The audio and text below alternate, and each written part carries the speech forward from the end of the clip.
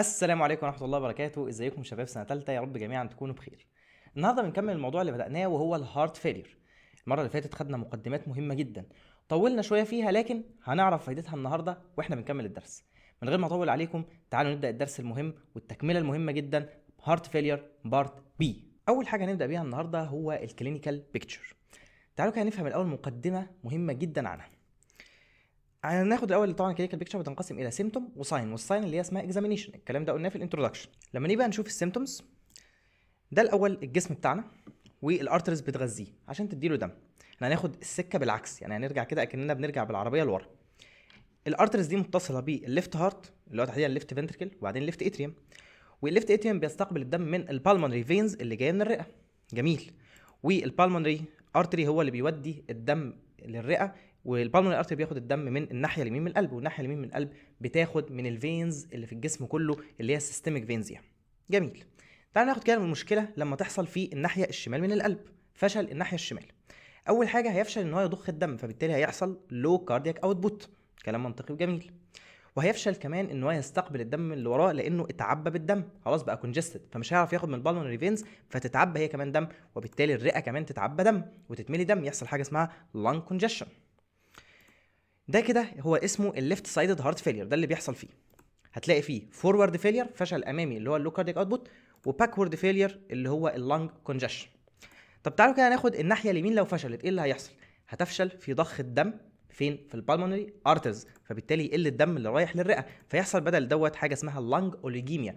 اوليج يعني قليل، وايميا يعني دم، فبالتالي اللنج اللي رايح للرئه بيكون قليل، فبالتالي الدم اللي راجع في البالمونري فينز هيكون قليل، والدم اللي رايح الناحيه الشمال هيكون قليل، فالدم اللي خارج من الناحيه الشمال برضه هيكون قليل، ويحصل لو كاردياك اوتبوت. يبقى استنتجنا حاجه، ان سواء الرايت فشل او الليفت فشل، كلاهما في لو كاردياك اوتبوت سيمتوم. طب ناخد بقى ده الفورورد فيلير، ناخد الباكورد فيلير. الباكورد فيلير مش هيعرف ياخد الدم من الفينز اللي وراه اللي هي السيستميك فينز، فيحصل في العين دوت ايه؟ سيستميك كونجيشن. مهم جدا، سيستميك كونجيشن ده هو ايه؟ الرايت سايدد هارت فيلير. كلام جميل جدا. ده كده الباكورد فيلير، وده كده الفورورد فيلير بالنسبه للرايت سايدد هارت فيلير. هنبدا اول حاجه بالبالمونري كونجستيف سيمتوم. يعني لو العيان عنده بالمونري كونجشن اللي هو بيحصل امتى؟ في الليفت سايدد هارت فيلير. ايه السيمتوم اللي هيجي يشتكي منها؟ ده كده الليفت سايدد هارت فيلير. جميل جدا. قلنا هيحصل باكورد فيلير، فبالتالي اللنج يتجمع فيها الدم والماء ويحصل بالمونري كونجشن، ده اللي هو اللنج كونجشن. طبعا الميه الزياده اللي في الرئه ديت او الدم الزياده اللي في الرئه ده عباره عن سائل، فالسائل بيخضع للجاذبيه، فبالتالي هيكون متجمع اكتر في الرئه فوق ولا في الرئه تحت؟ اكيد في الرئه تحت، بيبقى بيزل اكتر، ده بفعل الجاذبيه. جميل جدا. لو حصل لهذا العيان، ركزوا بقى في ديت حته جميله جدا، لو حصل لهذا العيان كان عنده ليفت سايد هارت فيلير وكمان حصل له رايت سايد هارت فيلير، واحنا عرفنا ان اشهر سبب للرايت سايد هارت فيلير هو الليفت سايد هارت فيلير في الحصه اللي فاتت خلاص. فبالتالي لو حصل له رايت سايد هارت فيلير هيحصل ايه؟ فورورد فيلير للرايت سايد، فبالتالي هيضخ دم قليل في البالمونري ارترز، فالدم اللي رايح للرئه هيكون قليل، فبالتالي هذا العيان يقل الكونجشن اللي في الرئه بتاعته. الكلام ده قلناه في الحصه اللي فاتت، يبقى دي ميزه، حاجه كويسه. لكن طبعا مش حاجه كويسه ولا حاجه، ده حاجه سيئه لانه حصل له كده رايت سايد هارت فيلير. فلو عيان انت بتتابعه وهو عنده ليفت سايد هارت فيلير، ومره واحده قال لك يا دكتور من غير علاج ومن غير حاجه، ده انا الحمد لله رئتي بدات ترتاح وصدري بدا يرتاح وما عادش عندي كرشه النفس اللي كانت بتيجي، ده الارم سيء، لانه في الغالب هيقول لك بس يا دكتور بقت رجلي بتورم. رجلك بتورم من السيستميك كونجشن. فتخلوا بالكم من النقطه دي، نقطه كلينيكال على اعلى درجه من الاهميه، مش موجوده في الكتاب بس مهمه لازم نعرفها. ده كده ايه؟ مقدمه في الاول. تعالوا ناخد بقى البالمونري كونجستيف سيمتوم بتحصل ازاي. ده عند الالفيولاي اللي هي الحويصله الهوائيه بهذا الشكل، بيكون حواليها بالمونري كابيلاري، دوت اللي بيحصل من خلاله التبادل بتاع الغازات. الالفيولاي تديله اكسجين وياخد منها CO2. جميل جدا. في بقى حاجه اسمها جي ريسبتور، مستقبلات عصبيه متصله بالجدار بتاع الالفيولاي، ودي على اتصال مباشر بالفيجاس نيرف اللي هو الباراسيمباثيك. جميل جدا. ده ايه اللي حصل هنا؟ لانج كونجشن. نتيجه ايه؟ نتيجه ليفت سايد هارت فيلير ادى الى بالمونري فينس كونجشن، فادى الى لانج كونجشن، فالكابيلاريز دي اللي حوالين الالفيولاي تحتقن وتبدا كمان ترشح ميه، فتعمل اريتيشن للجي ريسبتور، فلما تعمل اريتيشن تشغلها، ما هو اريتيشن يعني تهيج، فتشغل النيرف المتصل بيها اللي هو الفيجاس نيرف، يروح على الريسبيراتوري سنتر الموجود في البرين ستيم اللي هو جذع المخ. يعني هناخد طبعا النيورولوجي الموديول الجاي، هنعرف كده في حاجه اسمها البرين ستيم موجود فيها ريسبيراتوري سنتر، ويعمل فيه ستيميوليشن. الستيميوليشن ده هيديك سيمتوم، يعني عرض العين هيجي يشتكي بيه، وهيديك ساين لما تفحص العين تلاقيه. بالعقل وبالمنطق ريسبيراتوري سنتر اشتغل، يعني العين هيبدا ايه؟ ينهج، يتنفس بسرعه، ده طبيعي. ريسبيراتوري سنتر حصل له ستيميوليشن. فكسيمتوم هيجي يشتكي من ايه؟ يقول لك انا عندي ديزنيا. ديزنيا يقول لك ايه؟ كرشه نفس بيسموها كده، بنهج، صعوبه في التنفس، دي كلها اسماء للديزنيا. والحقيقه عشان اكون دقيق جدا معاكم، الديزنيا فيها تقسيمه كده على حسب هل الريسبيراتوري سنتر كان حصل له ستيميوليشن ولا حصل له انهيبيشن. تقول لي معقوله؟ انا بكلمك كديزنيا بشكل عام، مش الكاردياك ديزنيا. هناخدها ان شاء الله في الميديكال امرجنسي في اخر موديولاتكم في الكليه، بس بعرفكم للدقه العلميه ان مش اي ديزنيا معناها ستيميوليشن ريسبيراتوري سنتر، بل بالعكس ممكن من شكوى المريض نفسها انت تعرف هي دي ديزنيا نتيجه ستيميوليشن ريسبيراتوري سنتر ولا نتيجه انهيبيشن للريسبيراتوري سنتر. بس سيبوا كل حاجه لوقتها، لكن بحب ايه؟ انبه على بعض الكلام كده المهم. طب طبيعي انا قلت لك حصل له ستيميوليشن ريسبيراتوري سنتر، يعني العين بقى بيتنفس بسرعه، ففي الساين هتلاقي عنده ايه؟ بيتنفس بسرعه اللي اسمها تاكيبنيا، يعني بيتنفس اكتر من 20 حركه صدر في الدقيقه. طبيعي بيبقى من 14 ل 20، ده مقبول ما فيهوش مشكله بالنسبه لواحد ادلت. الكلام ده مهم عشان موجود عندكم في السيمتوم وفي الساين، فتبقى انتوا عارفين التفسير بتاعه، خلاص مش فيه مشكله. نبدا بقى ناخد انواع الديزنيا. يعني دي الديزنيا كده بشكل عام، ايه السبب يعني اللي خلاها تحصل؟ اللي هو لانج كونجشن. لكن الديزنيا ليها 3 انواع على حسب ريليتد لايه. يعني في ديزنيا مثلا ريليتد للمجهود، بتحصل مع الاكزertion، مع المجهود الزياده. في ديزنيا ريليتد للبوزيشن، ليها علاقه بوضع الجسم، لما ينام مثلا بتجيله كرشه النفس والنهجان وضيق التنفس دوت. وحاجه تانية ليها علاقه بالسليبنج، لما بينام بيصحى بعد ساعه لساعتين مش عارف ياخد نفسه، بيكح جامد، وهكذا هنعرفها يعني دلوقتي. فعندنا 3 انواع من الديزنيا. اول ديزنيا مع الاكزertion، مع المجهود. بيقول لك مع المجهود بيزيد الفينوس ريتيرن، اللي هو الدم اللي راجع للقلب. طبيعي كلنا لما بنجري حركه الدم بتاعنا بتكون اسرع والقلب بينقبض بشكل اقوى، ده طبيعي مع الاكسرسايز بيحصل، حتى تلاقي الهارت ريت بتاعك بيعلى والكلام دوت. فالفينوس ريتيرن اللي هو الدم اللي راجع للقلب بيزيد. لكن المشكله في هذا العيان ان القلب بتاعه مريض، مش قادر ان هو يشتغل كويس. فلما بتزود له الفينوس ريتيرن اللي راجع، هو كده كده مش قادر ياخد دم اصلا، فبالتالي انت بتراكم وراه دم اكتر. طب وراه اللي هو فين؟ في ناحيه الليفت سايد هارت فيلير، بتراكم في الرئه، فبالتالي بيزيد الفينوس ريتيرن، يبقى هيزيد الكونجشن في الرئه، فبالتالي تزيد الاعراض بتاعته، يبدا يجي له بقى ديزنيا، ويسموها ديزنيا اون اكزertion، اون على لما يعمل مجهود. يعني ديزنيا اون اكزertion يعني مع المجهود. وفهمنا الفكره ان مع المجهود والحركه بيزيد الفينوس ريتيرن، الدم اللي راجع للقلب، عشان الطبيعي يعني القلب يضخ الدم اكتر، فالتشو محتاجه دلوقتي الميتابوليك نيد بتاعها زايد، فتحتاج دم اكتر. دي اول حاجه او اول نوع من الديزني. وطبعا كلمه لما اقول عيان هارت فيلير بيجي له ديزنيا اون اكزertion احسن من ان انا اقول بيجي له ديزنيا اون ريست. تخيل كده واحد قاعد ما بيعملش مجهود وتلاقي يقول لك انا عندي كرشه نفس، ده معناها ان اللنج كونجيشن واصله عنده لاقصى مراحلها. طب اون اكزertion لسه القلب قادر، يعني وهو قاعد مستريح يبقى ملصم نفسه، يبقى كومبنسيتد شويه. ماشي. النوع الثاني معانا هو ريليتد للبوزيشن، وضع المريض نفسه. بيقول لك المريض دوت لما بينام بالشكل ده، يعني ينام بشكل سوباين مستقيم كده، بيبدا تجيله كرشه نفس. طب ده تفسيرها ايه؟ حاجتين ركزوا فيهم. اول حاجه بيزيد الفينوس ريتيرن. تقول لي ليه؟ لان انا دلوقتي وانا واقف الجاذبيه بتخلي دمي يميل انه ينزل للارض. طب لما انام بقى بشكل مسطح ما عادش في جاذبيه، فالدم يبدا يزيد رجوعه للقلب، فيزيد الفينوس ريتيرن، فيزيد الكونجشن في الرئه. الكلام ده لسه شارحينه اصلا مع الاكزرشن، مش في مشكله. الحاجه الثانيه بقى، لما بتيجي تنام الابدومينال فيزرا بتاعتك بتبدا ان هي ترفع الدايفرام.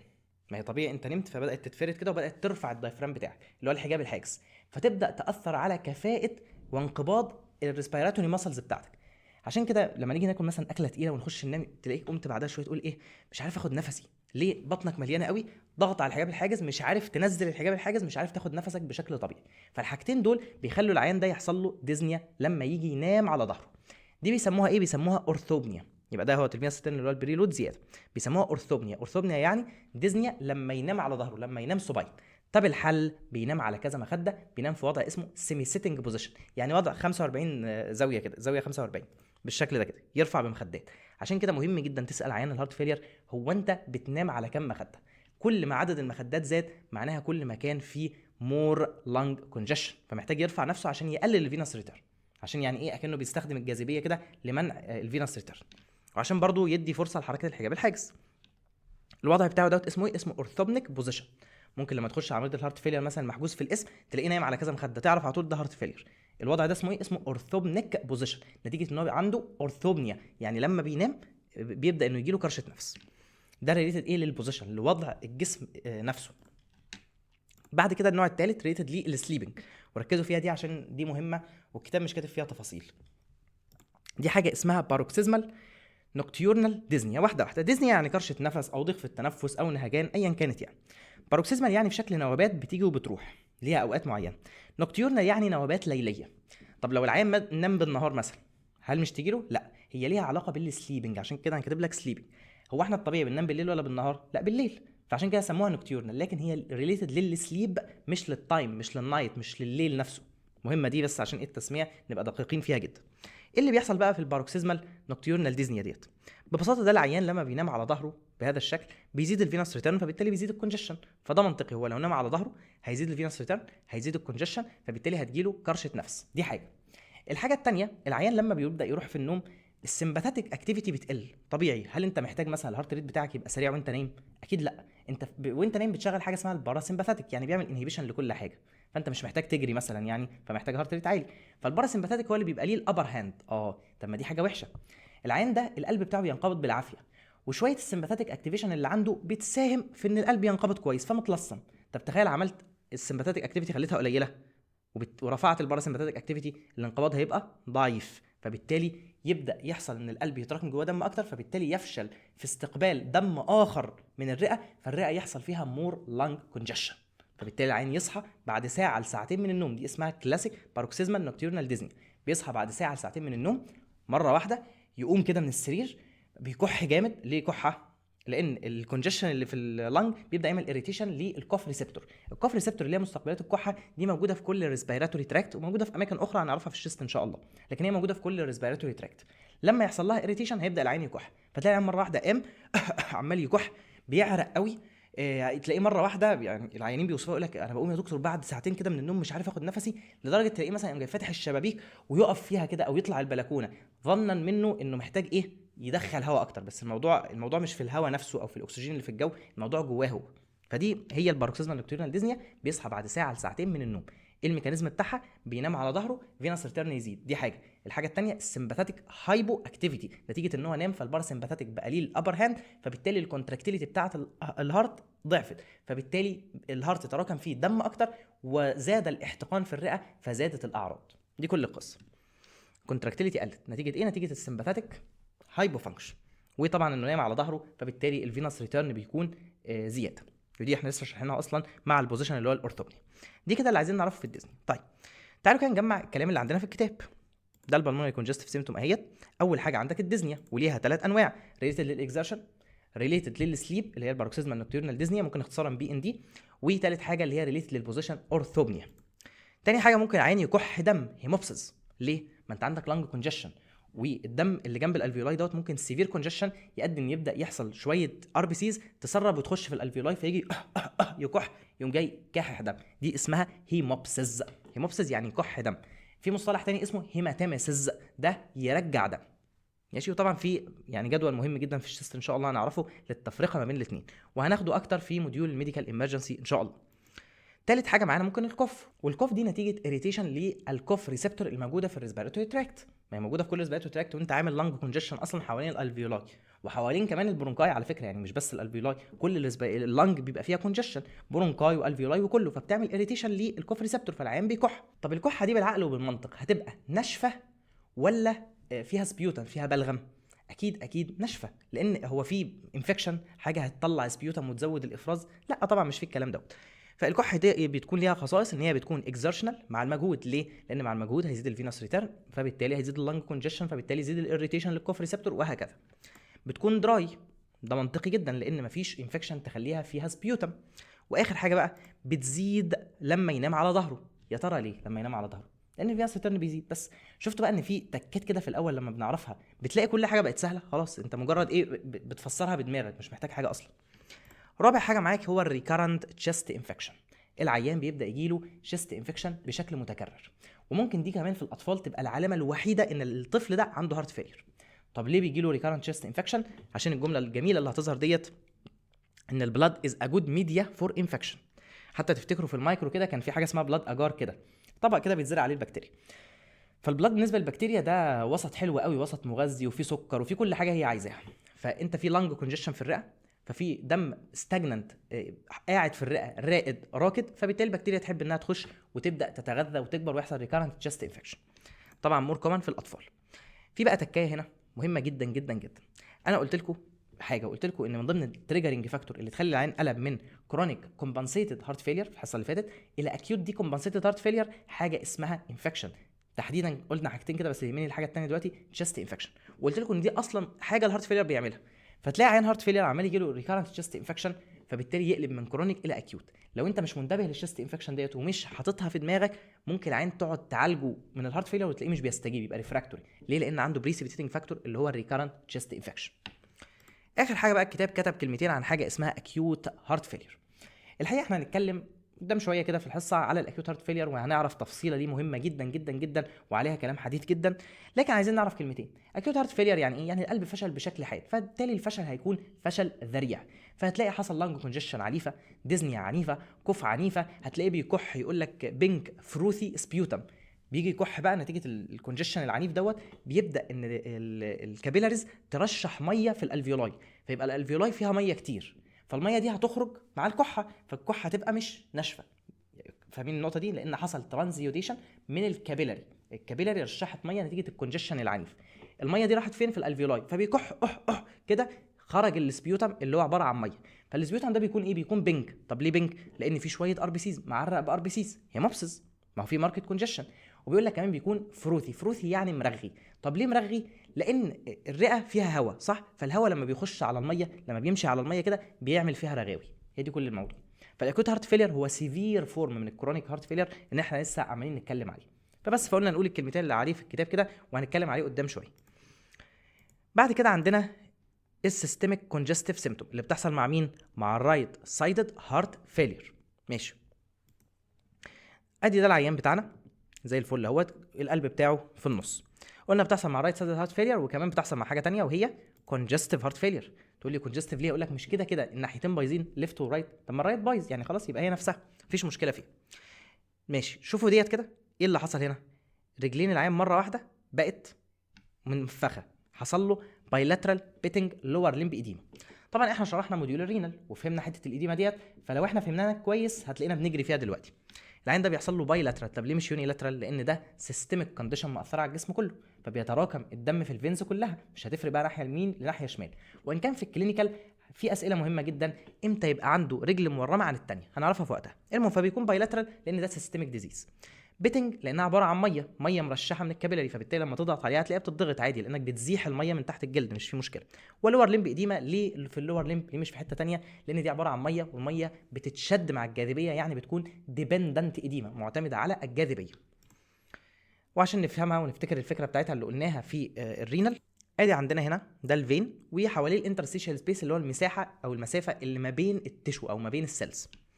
طبعا في قوه طارده من الفين اللي هي اسمها الهيدروستاتيك بريشر، عرفناها هناك. في قوه شافطه او حابسه او حافظه اسمها الاونكوتيك بريشر اللي هي مسؤول عنها البروتينات اللي في الدم.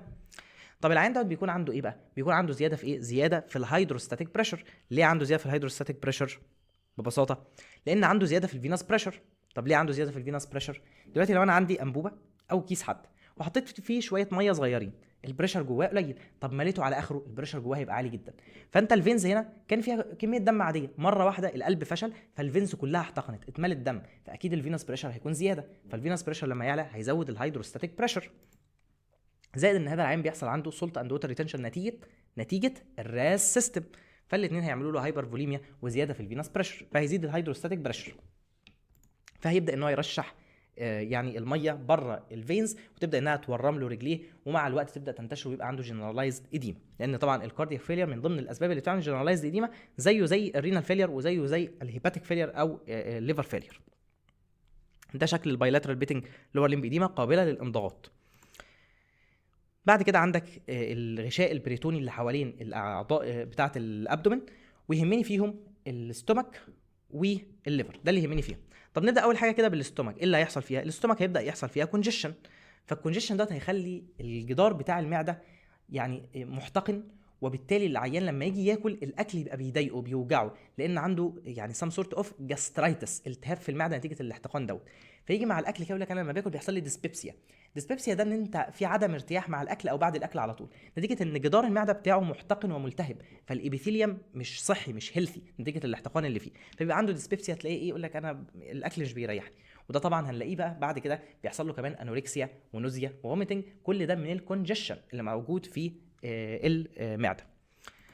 نروح على الليفر بيبدا ايه اللي يحصل فيه؟ يبدا انه يحصل فيه كونجيشن هو كمان، ما هو مش فيه بورتال فين، والبورتال فين دوت اللي هو الوريد البابي اللي بيروح بعد كده يطلع من الليفر او يخش للليفر ويطلع بعد كده من الليفر حاجه اسمها الهيباتيك فين تصب في الانفيرو فينا كيفا. طب ما انت عندك الانفيرو فينا كيفا احتقن، وكل التريبيوترز بتاعته اللي بتصب فيها هتحتقن هي كمان، فالليفر هو كمان هيتملي بالدم فيحصل فيه كونجيشن، وهنشوف الكلام ده كمان شويه. بيبدا ان الليفر يكبر في الحجم فيبقى انلارج تندر ليفر. طبعا نخلي بالنا بقى من النقطه، هل الليفر نفسه يعني حته الكبده ديت هل هي بين سنسيتيف ولا بين ان سنسيتيف، يعني حساسه للالم ولا مش حساسه؟ الحقيقه هي غير حساسه للالم. تقول لي اما ليه بتقول تندر طيب او العين بيجي يشتكي يقول لك انا عندي وجع في الحته دي يا دكتور، رايت هايبوكوندريال. هنشوف الصوره دلوقتي. نتيجه ان حصل كونجشن فالليفر حجمه كبر فعمل استرتش للكبسول اللي حوالين الليفر، والكبسول دي بتبقى بين سنسيتيف. مهم جدا الحته دي ان الكبسول هي اللي بين سنسيتيف، الكلام ده هناخده ان شاء الله في الهيباتولوجي. رايت هايبوكوندريال بين دي طبعا تقسيمه البطن اللي هي التسع مناطق بتوع البطن، انتوا اكيد عارفينها من قبل كده يعني، بس قلت برضو اجيب الصوره تعرفوا ايه بقى اللي حصل هنا. لقيت البريتون اتملى ميه، حصل عند دوت اسايتس اللي هو بيسموه استسقاء طبيعي كبارت من الجنرالايزد ايديما اللي عنده ومن الكونجيشن العنيف في كل الفينز. هتبدا الفينز ترشح اللي من ضمنها البورتال فين والفينز اللي موجوده في الابدومين، فيبدا ان يحصل عنده اسايتس. خلي بالك بقى من نقطه، الاسايتس هنا بيحصل بعد اللور ليمب ايديما مش قبل، ما عدا 3 امراض ممكن يحصل فيهم الاسايتس قبل اللور ليمب ايديما. اول مرض منهم هتلاقوا الكلام ده عندكم في الساينس ماشي، بس انا مش هشرحه كله دلوقتي. اول مرض هو الهيباتيك ديزيز، وطبيعي لو الليفر هو اللي تعبان اصلا، يعني واحد عنده هارت فيلير وعنده اصلا كمان مشكله في الليفر، يبقى اكيد الليفر هيخلي الميه تتجمع الاول في البطن. هتقول لي طب ليه بيخليها تتجمع الاول في البطن؟ اقول لك لا، دي قصه وحكايه طويله، ميكانيزمات كتيره هنعرفها ان شاء الله في الهيباتولوجي والجي اي تي، مش دلوقتي خالص. بس تعرف المعلومه دي منطقي، الليفر وقع فبالتالي هيجمع ميه في المنطقه اللي حواليه اللي هو في البريتو. ومرضين كمان، بريكارديال ديزيز والترايكاسبيد ديزيز، تحديدا امراض معينه فيها هنعرفها هناك في وقتها يعني، لكن دول مؤجلين، بس انا حبيت اقولهم بس كاسماء، لكن مؤجلين هنفهم الميكانيزم بتاعها في وقتها، مش تستعجلوا عليه. لكن الاساس ان العيان دوت بيحصل له رول ليمب ايديما الاول بعدين اسايتس. جميل جدا، ده كده بالنسبه للسيستميك كونجستيف سيمتوم. هنروح بعد كده على اللو كاردياك اوتبوت سيمتوم، ان الدم مش واصل كويس للاورجنز. ده عندك القلب، وبعد كده هيبدا الاعضاء اللي هو مش عارف يودي لها دم كويس. اول عضو معانا طبعا هو البرين، والبرين لما مش هيوصل له دم كويس يعني مفيش اكسجين واصل له كويس فيحصل برين هايبوكسي، وده يبدا يديك اعراض. اول حاجه تلاقي هتصل له دوار ديزنس، يقول لك انا دايخ. طبيعي البرين الفانكشن بتاعته اختلت لان مفيش اكسجين وهو محتاج الاكسجين، ويبدا يخش في حاجه اسمها بري سينكوب وسينكوب. سينكوب اللي هو يحصل ايه، اغماء كده وبعدين يرجع يفوق، مش كوما. كوما ده اللي هو بيغمى عليه على يقعد فتره كده، لا السينكوب ده يغمى عليه بس ثواني ويرجع يفوق تاني، هناخدها ان شاء الله. والبري سينكوب اللي هي الاعراض اللي قبل السينكوب اللي هي تشمل الديزنس على فكره، اللي هو الدوار وتلاقي عينه مزغلله، يقول لك انا عينيا مزغلله ومش عارف ايه، دي الاعراض التي تسبق السينكوب. واخر حاجه هيحصل له هيدك، صداع شديد. نقف عند الهيدك ده شويه عشان نفهمه ايه فكرته. دلوقتي العيان دوت عنده برين هايبوكسيا، واحنا خدنا معلومه بتقول ان الهايبوكسيا بتعمل فازو دايلاتيشن في كل الارتريز ما عدا البالمونري ارتري، فبالتالي هيحصل فازو دايلاتيشن في المينينجيال ارتري. طبعا احنا عارفين ان البرين حواليه في حاجه اسمها المينينجيس اللي هي السحايه، والسحايه دي جواها ارتريز، فالارتريز اللي فيها بيحصل فيها فازو دايلاتيشن، فبالتالي يحصل ستريتش للمينينجيس، والمينينجيس دي بتكون بين سنسيتيف زيها زي الكبسول بتاعه الليفر، فبالتالي العين يجي يشتكي يقول لك راسي هتنفجر، صداع شديد جدا نتيجه فازو دايلاتيشن اوف مينينجيال ارتري نتيجه البرين هايبوكسيا. ماشي، دي مهمه يعني. نروح على المصل، طبيعي مصل مش وصل لها دم كويس، يعني مش وصل لها اكسجين كويس ولا جلوكوز كويس، اكيد هتتعب بسرعه، يبقى العين هيشتكي من ايزي فاتيج، بيمشي شويه ويتعب، حتى ممكن يشتكي من يعني يقول لك انا بمشي شويه بعدين الاقيني مره واحده بقيت بعرج كده، حاجه اسمها انترميتنت كلوديكيشن، مش مكتوبه عندكم بس تسمعوا الاسم كده خلاص عشان الكلينيكال.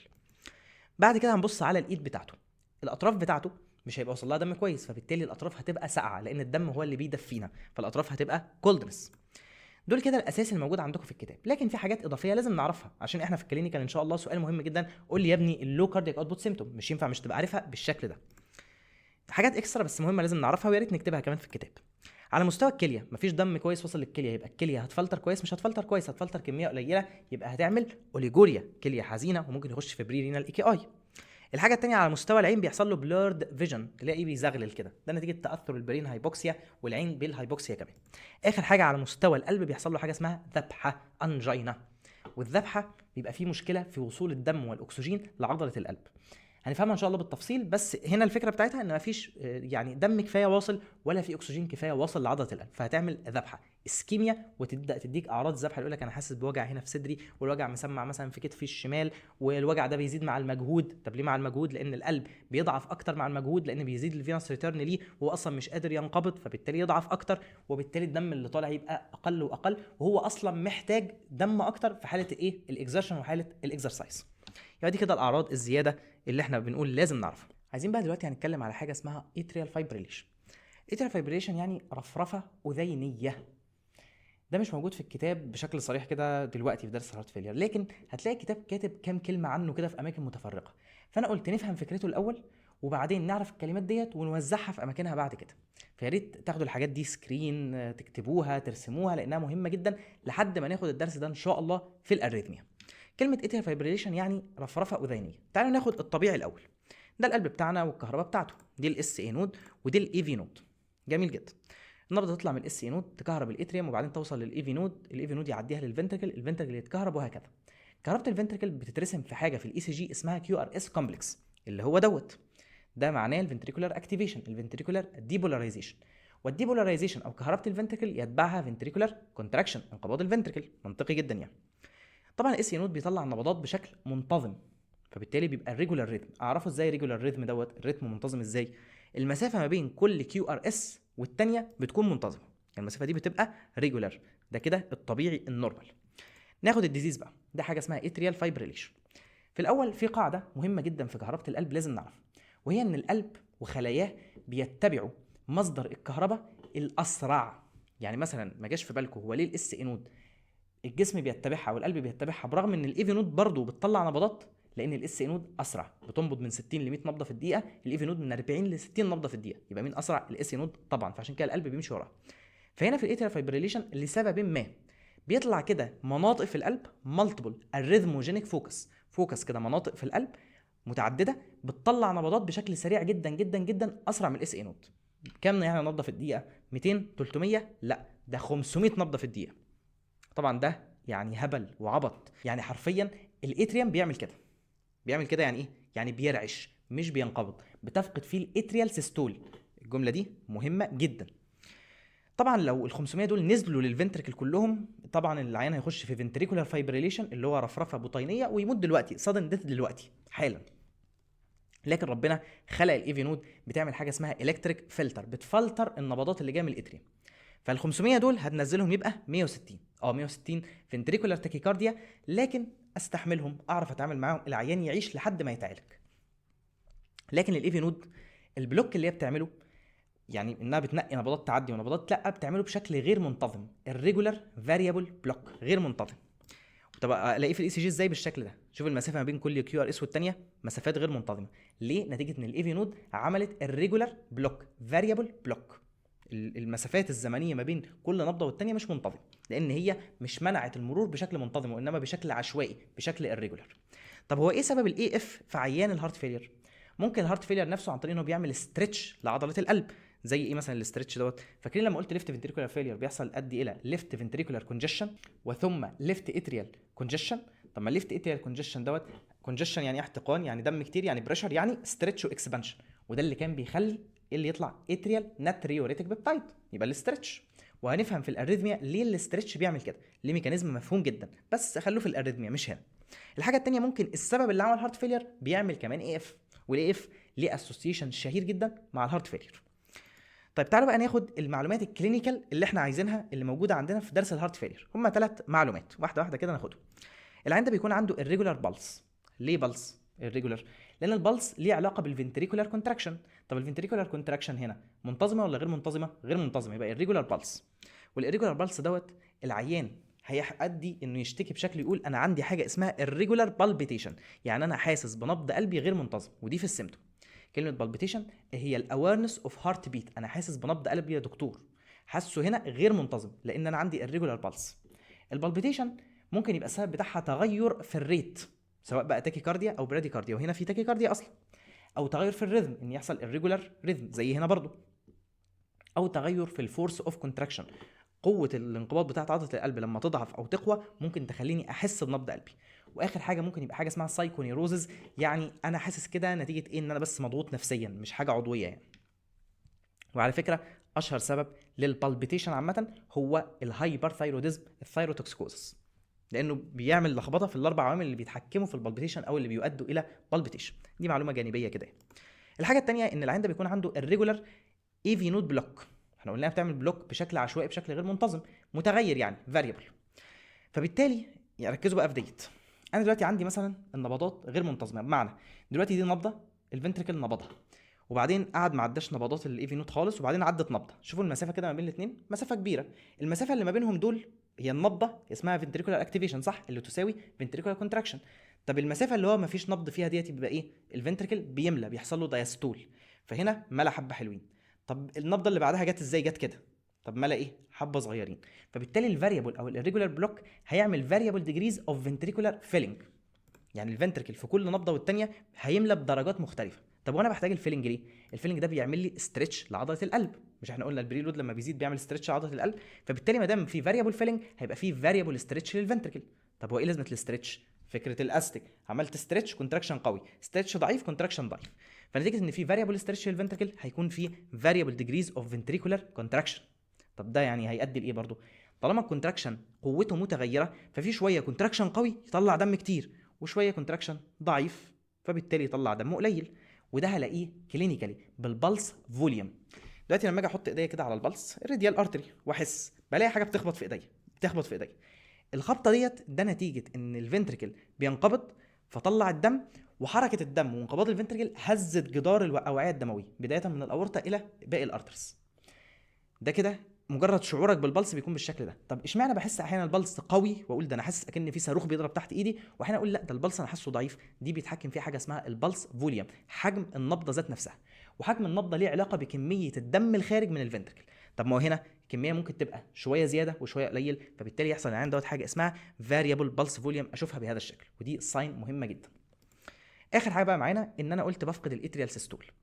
انا دلوقتي الاتريوم عندي في 100% دم مثلا، 30% منهم بينزلوا الفنتركل عن طريق الاتريال سيستول، يعني انقباض الاتريوم نفسه، و70% بينزلوا في بدايه الدايستول عن طريق ان لما الميترال فالف مثلا في الناحيه الشمال بيفتح، الفنتركل بيوسع، يحصل له ريلاكسيشن، فيعمل شفط سكشن ل 70% من الدم اللي موجود في الاتريوم. سكشن، مش الجرافيتي هي اللي بتنزلها، اوعى تقول جرافيتي، هنعرف الكلام ده في الكاردياك سايكل ان شاء الله، بعد الهارت فيلر هناخدها باذن الله في حصه الكلينيكال. لكن يعني لا عايزك تعرفه دلوقتي 70% من الدم اللي في الاتريوم بينزل باي سكشن اوف ذا فنتركل، و30% بالاتريال سيستول.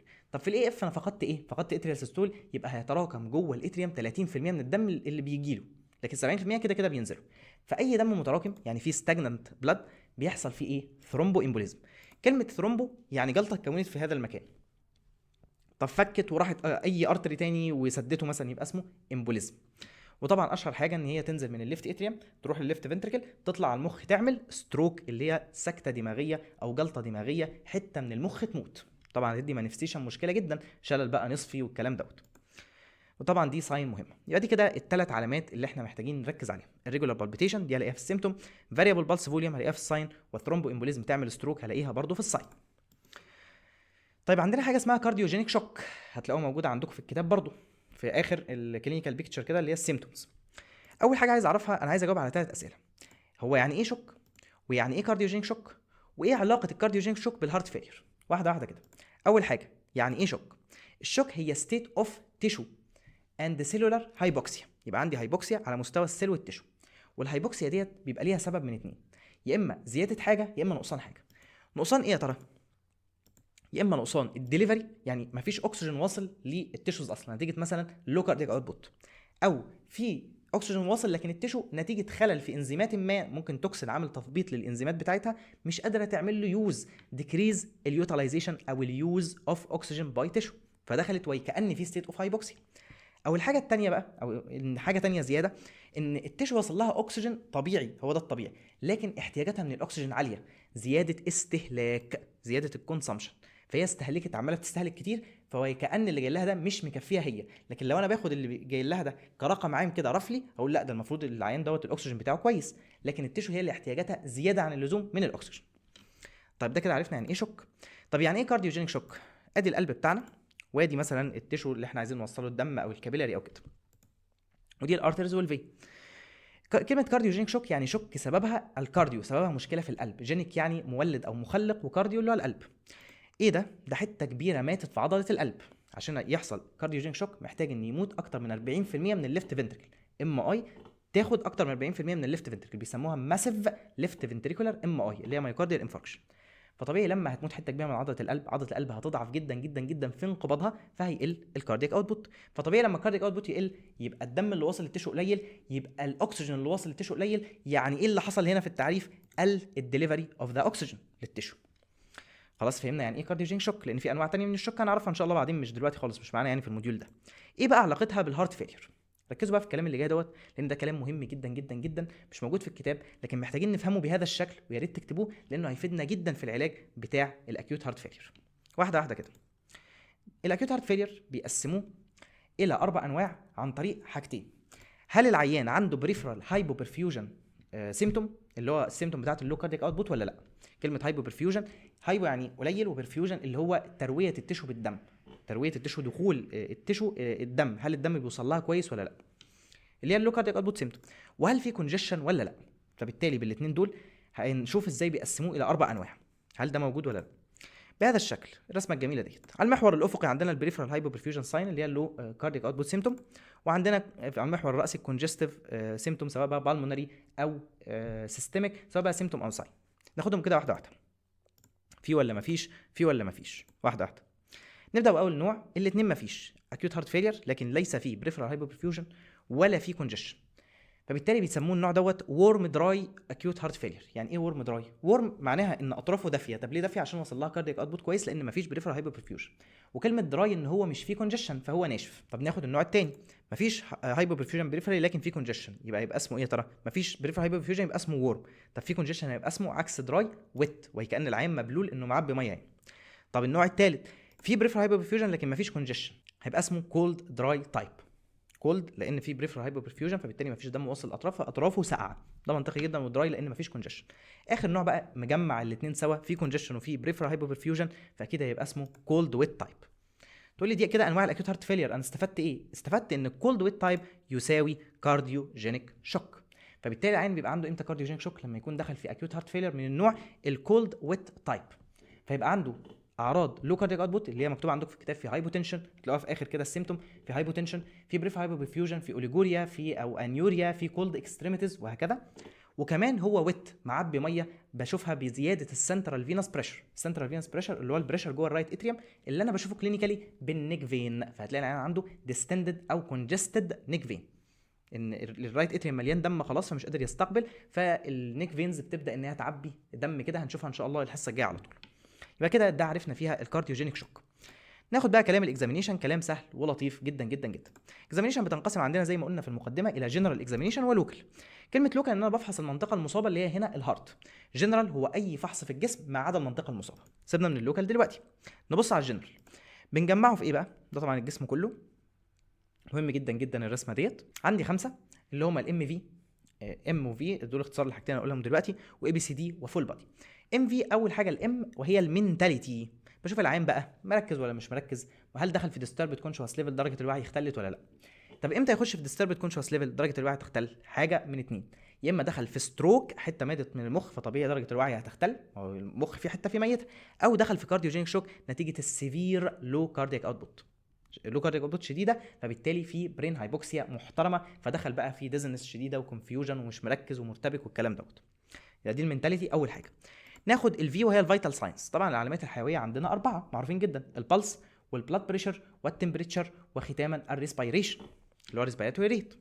نبدا اول حاجه بالبلس، بعلق فيه على ايه؟ بعلق على الريت، معدله قد ايه، الريذم منتظم ولا لا، واخر حاجه الفوليوم، حجم النبضه نفسها قد ايه، او قوه النبضه نفسها قد ايه.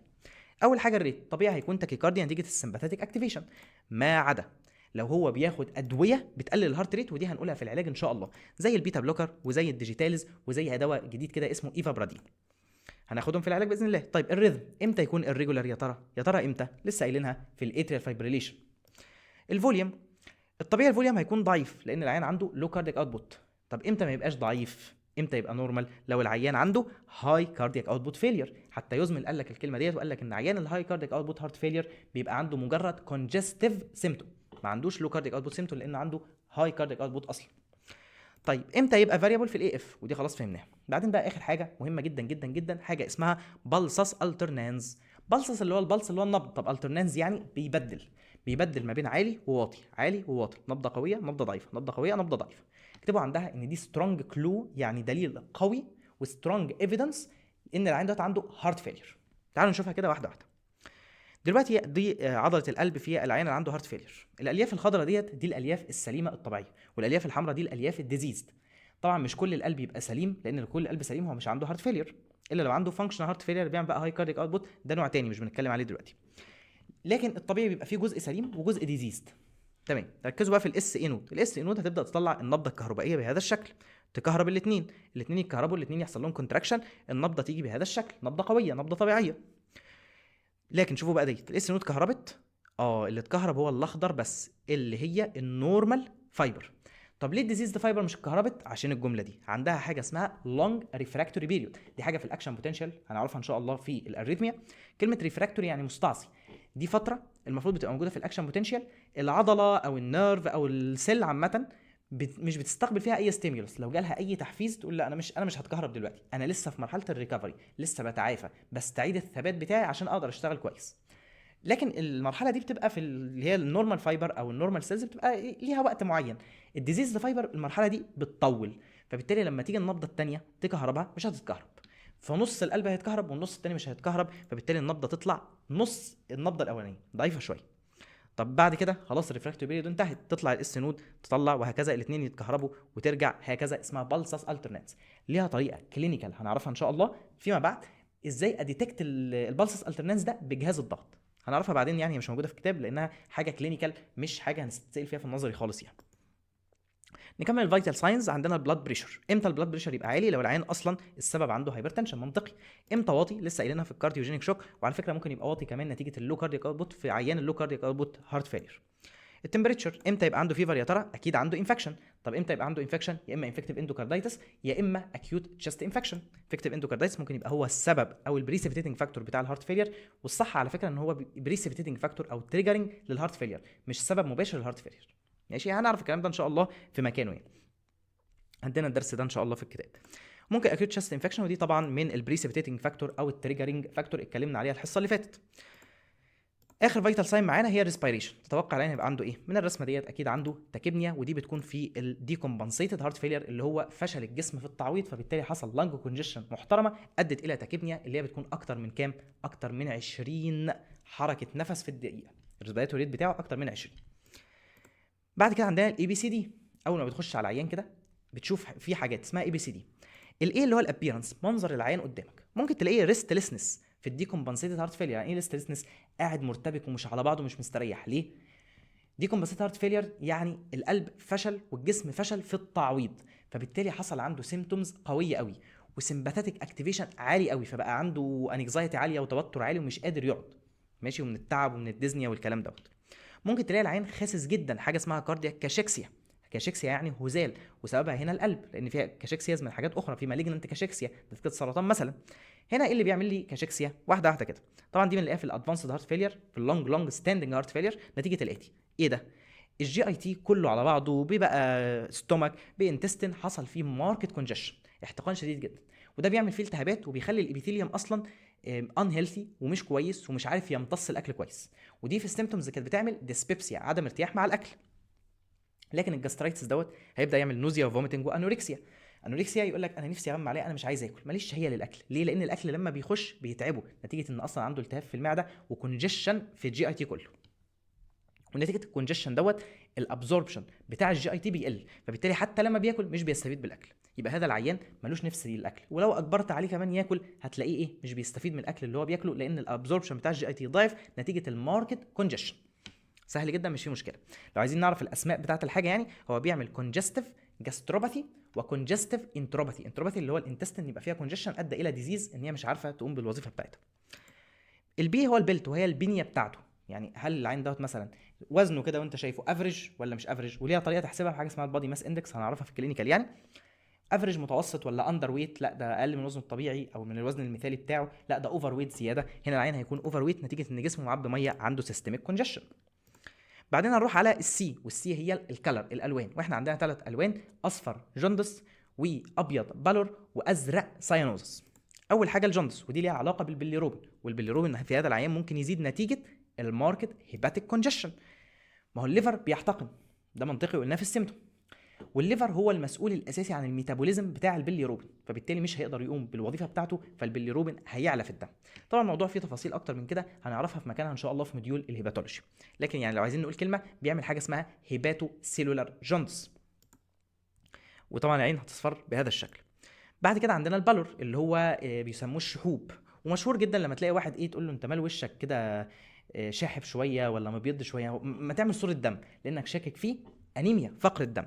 لان انيميا العين معناها انه مش عنده ار بي سيز ولا هيموجلوبين، ودول اللي بيدوا اصلا الدم اللون الدموي الاحمر الجميل بتاعه، فبالتالي لما هيقل له الدم لونه هيبقى خافت، فتيجي تبص مثلا تشد الجفن بتاعه وتبص عليه من جوه كده على الكونجنكتيفا، هتلاقي ايه اللي حصل، هتلاقي العين بقى عنده ابيضات فيها، معناها ان الهيموجلوبين كميته قلت. دي حاجه.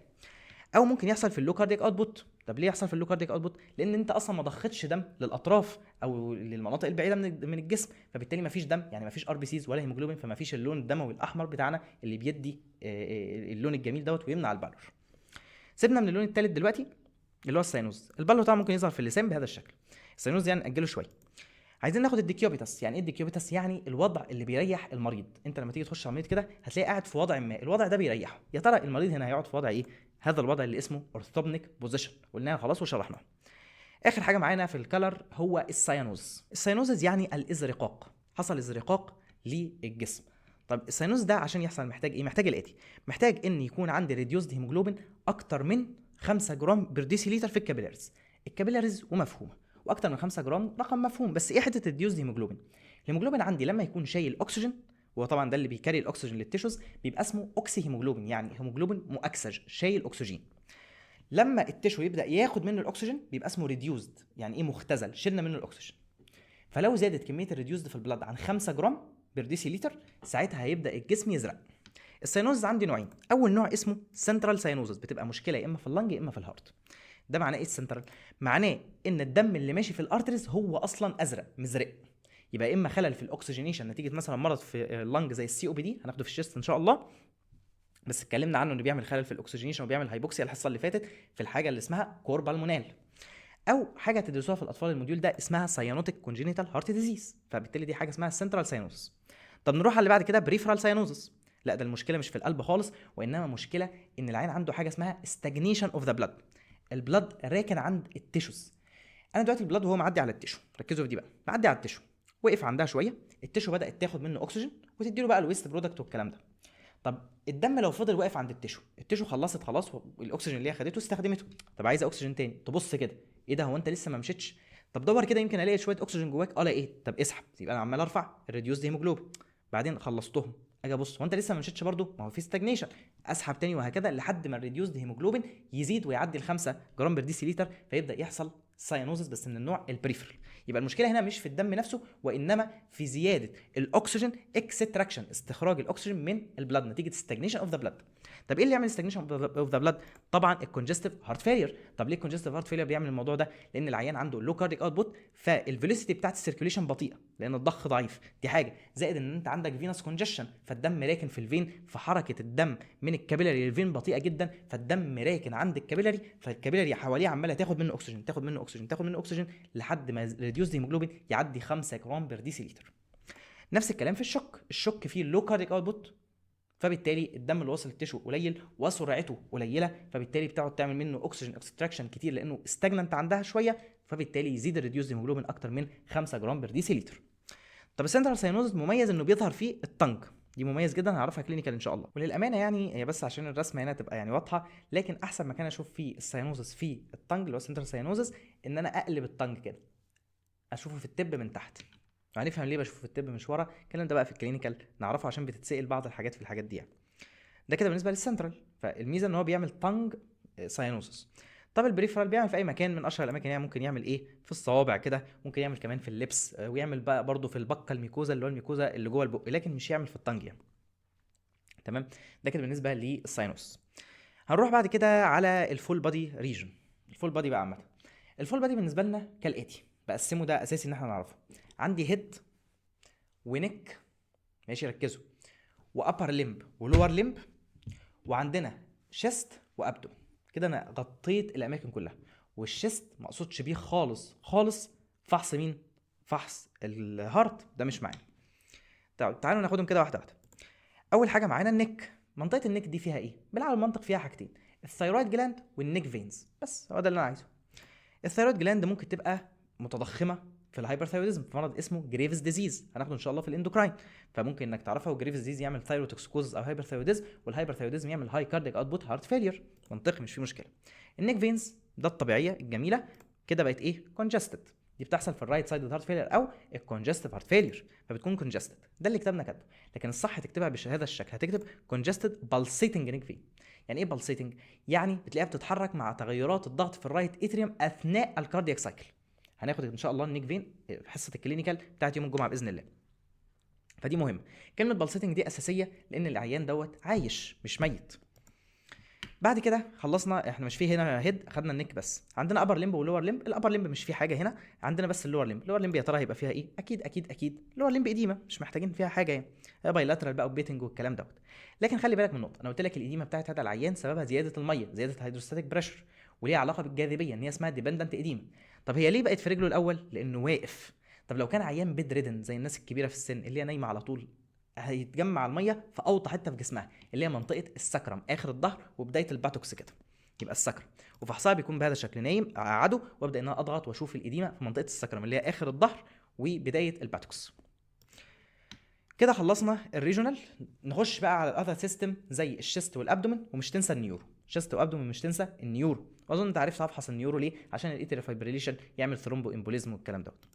نبدا اول حاجه بالنيورو اهو. اتريال فايبريشن هيعمل ستروك، امبوليك ستروك، لانها اتكونت ثرومبس جوه الاتريوم واتحركت، فما دام اتحركت وراحت رشقت في مكان تاني اسمها امبوليزم، فامبوليك ستروك. طبعا هنا هيجي بقى في هيميبليجيا اللي هو شلل نصفي، او شلل الرجلين الاثنين اللي هو بارابليجيا، مش قادر يحرك رجليه الاثنين.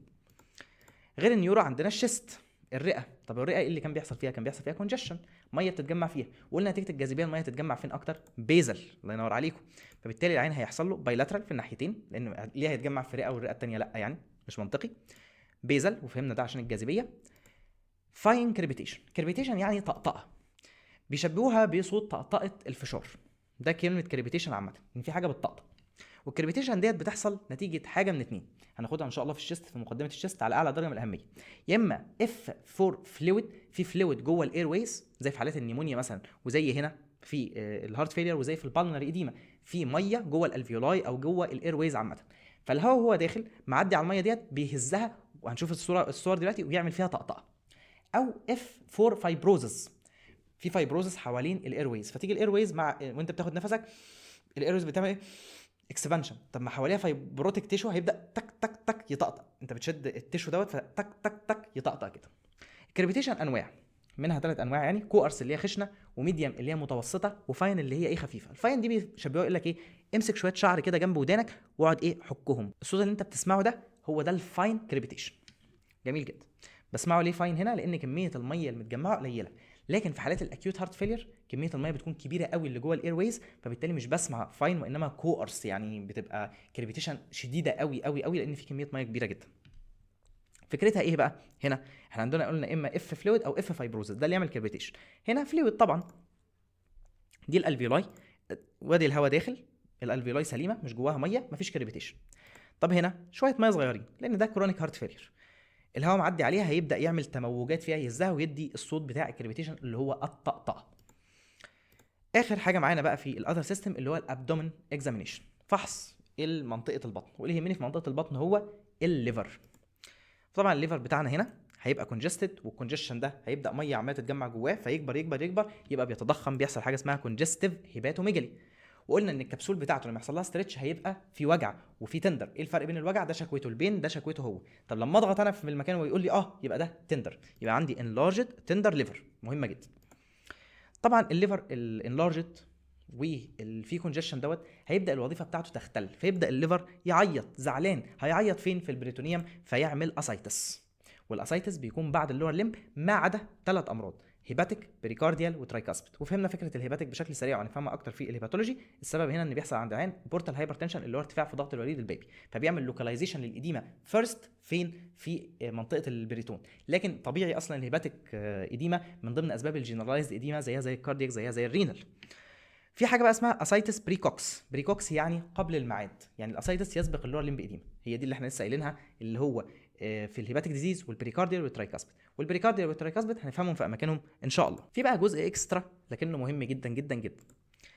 دلوقتي احنا عندنا البلورال افيوجن. يا ترى بيحصل البلورال افيوجن ان في ميه متجمعه في الغشاء البلوري اللي حوالين الرئه، يا ترى بتحصل في الرايت سايد هارت فيلير ولا في الليفت سايد ولا في الاثنين؟ الله اعلم. تعالوا نشوف كده.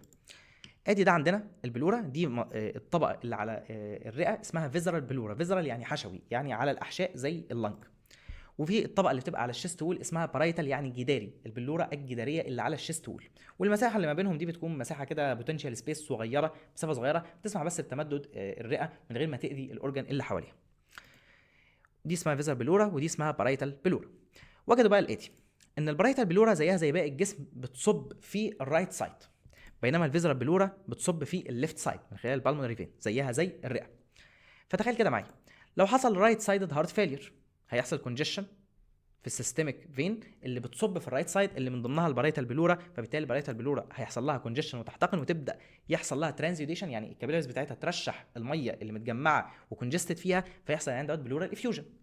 طب لو حصل ليفت سايدد هارت فيلير هيحصل كونجيشن بالمونري اللي من ضمنها فيزرال بلورا، فالفيزرال بلورا هي كمان هتحتقن وتبدا تنزل ميه في البلورا ويحصل بلورال افيوجن. وبالتالي طلعنا بكلمه مهمه جدا ان البلورال افيوجن بيحصل في الليفت سايد هارت فيلير وفي الرايت سايد هارت فيلير. بعد كده عندنا في الاكزامينيشن اللي هو اللوكال اكزامينيشن.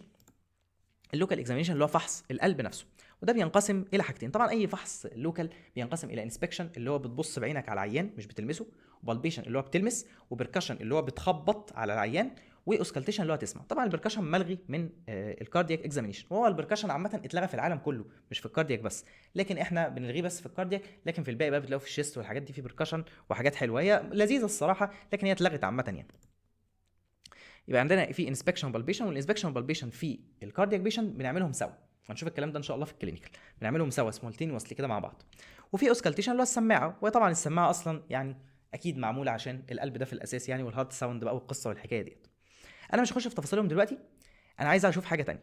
هو انا ليه بعمل اصلا لوكال اكزامينيشن؟ عشان ادور على 2 سي، ادور على الكوز وادور على الكونسيكونس اللي هو الكومبليكيشن بتاعه الهارت فيلير اللي بتحصل معايا. كوزز زي ايه مثلا؟ زي الفالفولار هارت ديزيز، امراض الصمامات طبعا ليها اصوات بسمعها مهمه جدا هنعرفها الحصه الجايه كلينيكالي. زي البالمونري هايبرتنشن، مش من ضمن الاسباب اللي تعمل رايت سايد هارت فيلير طبعا، وزي السيستميك هايبرتنشن واشياء اخرى. طب الكونسيكونسز، بعرف مثلا القلب حصل له انلارجمنت ولا لا. طبعا الانلارجمنت ده كان نوعين فاكرين، كان هايبرتروفي نتيجه البريشر اوفرلود، وكان دايلاتيشن نتيجه الفوليوم اوفرلود، الاثنين. فانا اقدر كمان بالاكزامينيشن اعرف الانلارجمنت ده نوعه ايه ومكانه فين. نوعه هل هو الطيب يعني بتاعه هايبرتروفي ولا دايلاتيشن، والسايت هل هو رايت سايد ولا ليفت سايد. رائعه جدا هنعرفها في الكلينيكال ان شاء الله. واعرف برضو البالمونري هايبرتنشن، وده من ضمن الكونسيكونس بتاعه الليفت سايد هارت فيلير. لكن الباقي مؤجل لحصه الكلينيكال، معلش اجلوها لحصه الكلينيكال، النص صفحه ديت بس، كلامها لذيذ خالص ومش فيه مشكله. لما هناخده كلينيكال هتلاقوا الكلام ده عامل زي الميه مش فيه اي مشكله. بعد الاكزامينيشن كده عايزين نخش على الانفستيجيشن، وناخدها بشكل بسيط وسريع مش فيها اي مشكله. الانفستيجيشن بتاعت اي كاردياك بيشن بقسمها لاي سي جي اللي هو رسم قلب وده مهم جدا، وايمجنج تصوير، ولاب معمل، وسبيشال. سيبكم من السبيشال دلوقتي، تعالوا نمسك الاي سي جي. الاقي في الاي سي جي بدور فيه على، ده رسم القلب، بدور فيه على كوز سبب، بدور فيه على بريسيبيتيتنج فاكتور او تريجرنج فاكتور، بدور فيه على كونسيكونس للهارت فيلير. الكوز اللي ممكن الاقيه في الاي سي جي هو الاسكيميك هارت ديزيز زي الام اي والانجينا، حاجات مهمه جدا الاسكيميك هارت ديزيز. ودي مثلا صوره هي للاي سي جي، شايفين دي حاجه اسمها اس تي اليفيشن، يعني حاجه عنده ستيمي اس تي اليفيشن مايكارديا انفاركشن، هنعرفها بالاسكيميك هارت ديزيز. قلت بس اوريكم صوره كده عشان بحب امرر عليها ودانكم وعلى انظاركم الحاجه اكتر من مره. طب بريسيبيتيتنج فاكتور تشامبي الاي 4 الريدميا. طب كونسيكونس زي الكاردياك انلارجمنت او التشامبر انلارجمنت عامه، اقدر اعرف الاتريال انلارجمنت، اقدر اعرف الفنتريكولار انلارجمنت، اقدر اعرف كمان الفنتريكولار انلارجمنت ده هل هو هايبرتروفي ولا دايلاتيشن من الاي سي جي كمان. رائع جدا، هنفهم الكلام ده كله في الاي سي جي في مكانه. طب الايمجنج بقى عندي حاجتين، الايكو اللي هو التصوير بالاشعه التلفزيونيه للقلب، وده الموست امبورتنت انفستيجيشن وهنتكلم عنه بالتفصيل لوحده. ممكن اعمل تشيست اكس راي. طبعا التشيست اكس راي ديت دي لفيميل. طب ازاي انا عرفت ان هي لفيميل؟ شايفين ده كده؟ ده كده اسمه البريست شادو. البريست شادو دوت معناه ان هو ليه فيميل مش لحاجه تانية. اقدر ايه في شيست اكس راي اشوفه؟ اقدر اشوف مثلا اللنج كونجيشن، اقدر اشوف الهارت انلارجمنت والحاجات ديت. اللاب بقى بقسمه الى 3 حاجات. حاجات بعرف منها الكوزز والبريسيبيتيتنج فاكتور، حاجات بستخدمها للديفرنشال دايجنوزز ما بين هل دي حاجه كاردياك ولا حاجه نون كاردياك، يعني مرض تاني مش مشكله في القلب، واخر حاجه بتابع بيها العلاج. الكوز والبريسيبيتنج فاكتور ممكن اعمل سي بي سي. طب ما السي بي سي ده هيبين لي ايه؟ هيبين لي لو في انيميا، ودي تنفع كوز وتنفع بريسيبيتنج فاكتور، وهيبين لي كمان لو في ليكوسايتوز زياده في كرات الدم البيضاء، وده يعني معناه ان في انفكشن. طب ما الانفكشن ديت تبقى بريسيبيتنج فاكتور. وكمان ممكن اعمل حاجه اسمها ايرن انديسز او ايرن بروفايل، بستخدمها في تشخيص الايرن ديفيشنسي انيميا. حاجات بقى في الريتين وحاجات كده هنعرفها في الهيماتولوجي ان شاء الله. ممكن كمان اعمل ثايرويد بروفايل او ثايرويد فانكشن تيست، اشخص بيها السب كلينيكال ثايرويد بروبلم. سب كلينيكال يعني العيان دوت عنده لاب ايفيدنس اوف ثايرويد بروبلم، لكن كلينيكالي مفيش اعراض، فبقدر اشخص من بدري ان الثايرويد بروبلم من الحاجات اللي تنفع تشتغل ككوز للهارت فيلير، وتنفع كمان بريسيبيتيتنج فاكتور للهارت فيلير. نروح للديفرنشال دايجنوستس. بشوف الليفر فانكشن تيست. ليه؟ لان ممكن الليفر يكون هو اللي فيه المشكله، عامل هايبو البومينيميا، وبالتالي هي اللي عامله جنرالايزد اديما، فانا بستخدمه عشان اعرف هل الهايبو البومينيميا هي السبب بتاع الاديما، وبالتالي العين ده ما عندوش هارت فيلير ولا لا. وبستخدم حاجه اسمها البرين ناتريوريتك بيبتايد. والبرين ناتريوريتك بيبتايد بيفرق لي ما بين حاجه اسمها الكاردياك ديزنيا والنون كاردياك ديزنيا، لان البرين ناتريوريتك بيبتايد بيطلع من القلب بشكل اساسي. فبالتالي لو لقيت القيمه بتاعته عاليه عن قيمه معينه، الموضوع ده ليه ارقام يعني ممكن نتكلم عنه في حصه الاكسترا ان شاء الله مش النهارده. القيمه المعينه دي لما هو بيعديها بتاكد ان ده طالع من القلب، وان المشكله هنا في القلب، وان العين دوت سبب الديزنيا بتاعته لانج كونجيشن نتيجه ليفت سايد هارت فيلير. فهمتوا الفكره ازاي؟ لكن ليها ارقام طبعا يعني. انا مش عايز بس ان احنا نتكلم فيها لان هو كاتب لك كلمتين عنها في الكتاب، فانا مش عايز بس ازود عن هذا الموضوع. اخر حاجه التريتمنت. اعمل يا باشا رينال فانكشن تيست وشوف الكترولايت، لان العلاجات اللي هتاخدها زي الدايوريتك ممكن تاثر على الكليه وتقلل الجي اف ار وتعمل لخبطه كمان في الالكترولايت، فده كلام مهم جدا. طيب هنروح بعد كده على السبيشال انفستيجيشن. زي ايه؟ زي حاجه اسمها الكاردياك ام ار، الرنين على القلب، وده مهم جدا عشان لو حاجه عامله انفلتريشن لعضله القلب، حاجه اسمها انفلتريتيف كارديوميوباثي، مواد اترسبت في عضله القلب وعملت فيه انفلتريشن زي الاميلويدوزز مثلا. اعمل كمان حاجه اسمها كوروناري انجيوجرافي، ده قسطره بتدخل مثلا من الفيمولار ارتري لحد ما اوصل الى الكوروناري ارترز، وابدا احقن صبغه واصور. طبعا التصوير اللي هو القسطره ده شهير جدا في عينين الاسكيميك هارت ديزيز، فمفيد جدا. ودي صوره ليه طبعا رائعه جدا من دافيدسون. طبعا ده مرجع بريطاني محترم جدا. زي ما انتم شايفين ده القسطره بتاعتنا داخله هنا، وحقنت الصبغه في ستينوزز هنا، في حاجه مضيقه الشريان التاجي هنا. شوف هنا اهي، دي الصوره بتاعتها بقى الحقيقيه. دي طبعا صوره يعني الستريشن كده، دايجرام الستريشن، لكن دي الصوره الطبيعيه اهي، باين لك الاستينوزز. وطبعا لو كان في استسداد كامل كان الصبغه مش هتروح في الفروع بتاعه الكوروناري ارتري ديت. ده كده بالنسبه للكوروناري انجيوجرافي. ماشي، نروح للي بعده، حاجه اسمها ستريس تيستس. ستريس تيستس دي ببساطه عيان هو دلوقتي في حاله الريست مش عنده اسكيميا، بس انا شاكك ان الاعراض اللي هو بيشتكي منها دي اعراض اسكيميا، زي تيبيكال شيست بين مثلا، والحاجات دي هنعرفها في الاسكيميك هارت ديزيز. فانا بحطه تحت ستريس، اقول له مثلا هتقوم تجري على التريد ميل، او هديله ادويه تجري القلب بتاعه وكانه بيجري على التريد ميل اللي هو آلة المشي ديت يعني، او مواد اخرى وهكذا، عشان احط جسمه في حاله ستريس وحاله اكزرشن، فاشوف هل بيحصل له اسكيميا ولا لا. دي طبعا مهمه جدا جدا عشان اعرف هل حاله العيان دوت نتيجه اسكيميا ولا مش اسكيميا، اللي مكتوب عندك اسكيميك كارديوميوباثي ولا لا. وهنفهم كلمه كارديوميوباثي ان شاء الله في حصه الميوكارديال ديزيز. دي الفكره. مثلا هو قعد جراء، هو تعالى وصل له وصلات وقعد جراء على التريد ميل، لما وصل الهارت ريت للماكسيمم هارت ريت اداله مواد مشعه دخلت في الجسم بتاعه والدم بتاعه، بعدين حطه تحت كاميرا تصوره وتشوف المواد المشعه دي هتوصل قد ايه للقلب، عشان اشوف البلاد فلو من خلال الكوروناري ارتري اللي هي عضله القلب. ده اسمه الثاليوم تيست. هتلاقي عندك حاجه اسمها دوبيوتامين ايكو كارديوجرافي. ده بدل ما انا اجري العين على التريد ميل، انا بديله ماده اسمها دوبيوتامين بتجري القلب وكأن القلب يعني ايه، ده القلب بتاع واحد بيجري ماراثون مثلا، فده للناس مثلا ممكن كبيره في السن شويه اللي مش هيقدر يجري على المشايه وكده، فبديله حاجه اسمها دوبيوتامين بتشغله القلب بتاعه وكانه بيجري كده. انا حطيته في حاله ستريس. وفي حاجه اسمها اكسرسايز ثاليوم، هو ده اللي قدامكم. الثاليوم دي ماده مشعه بتمشي في الدم، اقدر ان انا اصورها لانها ماده مشعه، فاقدر اصورها بكاميرات معينه كده، جاما كاميرا والحاجات ديت. فاضلنا في الانفستيجيشن بقى حاجه، اهم حاجه وانا سبتها في الاخر، اللي هو الايكو. طبعا الايكو مهم جدا جدا جدا، الموست امبورتنت انفستيجيشن عشان الام سي كيو، بشوف بيه كل حاجه في القلب. ادي عندك مثلا القلب اهوت، دي الحجرات بتاعته. طبعا ليه الصوره مقلوبه بالشكل ده؟ عشان ده البروب بتاع الايكو اهوت بيصور من تحت كده، فبيديك الصوره مقلوبه طبعا، وفي زوايا وللتصوير وكده مش عايزين نخش فيها يعني. المهم بالشكل دوت بيظهر. طبعا انا ديني شايف التشامبر بتاعه الهارت، فاقدر احدد لو في تشامبر انلارجمنت حجمه اقدر اشوفه. اقدر اشوف الفالفات بتاعه الهارت لو في فالفولار هارت ديزيز. كمان بقدر ان انا اقعد احسب بالقياسات واعرف الاند سيستوليك فوليوم والاند دايستوليك فوليوم واطرحهم من بعض يطلع لي الستروك فوليوم، وبالتالي اقدر احسب الايجكشن فراكشن. وادي يعني الصور مبينه لكم اهي ايجكشن فراكشن مختلف وحسابات مختلفه. اقدر كمان اعرف لو في اسكيميك هارت ديزيز ولا لا، عن طريق اني بلاقي حته من عضله القلب مش بتتحرك او حركتها ضعيفه، فاعرف ان في اسكيميا في الحته ديت. اقدر كمان اعرف البالمونري هايبرتنشن. لكن الايكو في البالمونري هايبرتنشن مجرد بيخلي عندك حاجه كده اسمها ايه، probability of pulmonary hypertension، يعني انت مش متاكد. طب بحتاج اعمل حاجه اسمها رايت هارت كاتيترايزيشن، قسطره كده بدخلها في الناحيه اليمين من القلب وبقيس بيها البالمونري ارتري بريشر. هنعرفها ان شاء الله في البالمونري هايبرتنشن، بس بقول لكم يعني ايه الكلام عشان يبقى كلام دقيق. فهو ممتاز جدا، بيعرفني تقريبا كل حاجه عن القلب، سيستوليك ودايستوليك وكله. ده كده بالنسبه للانفستيجيشن. كده هنكون فاضل لنا جزء التريتمنت، يعني حبيت افصله بقى في حصه لوحده لان وقت الحصه بس ما يبقاش كبير قوي عليكم. هينزل وراها على طول باذن الله. انا عارف الحصه فيها معلومات كتير، لكن انتوا قدها وشاطرين. الكارديولوجي منهجه كبير وفيه تفاصيل، بس زي ما قلت لكم انتوا قدها وقدود. ثقوا في نفسكم واستعينوا بالله عز وجل قبل كل شيء، هتقدروا.